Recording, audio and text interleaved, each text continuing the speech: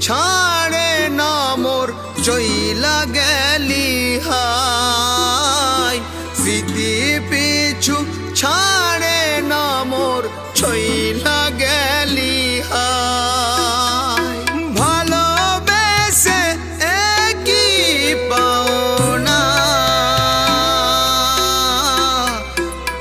ভালোবেসে একই গো পাওনা কি এটা খুব চেনা চেনা লাগছে।